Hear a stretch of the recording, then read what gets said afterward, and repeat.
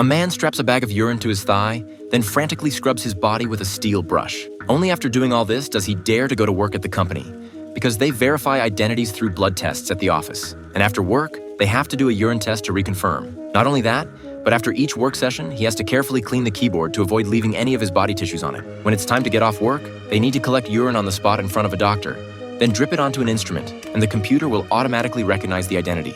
The man always uses someone else's urine, and the reason he has to use the other person's identity is because in the future, humans are divided into the flawed and the perfect. The flawed are the result of natural human conception, while the perfect are the superior race screened out through genetic selection. The man is the result of his parents' natural conception.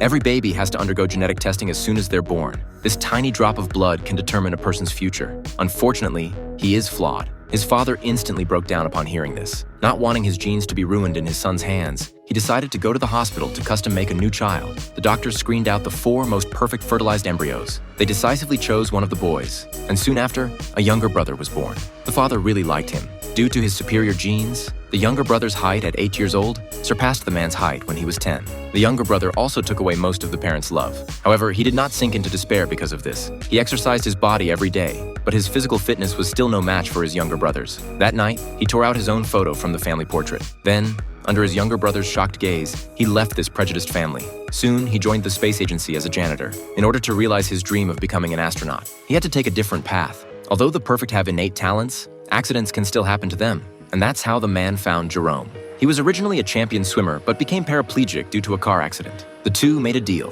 One would provide genetic samples. The other would inherit his identity and continue to be active in society. To make the two look more alike, the first issue to solve was the man's severe myopia.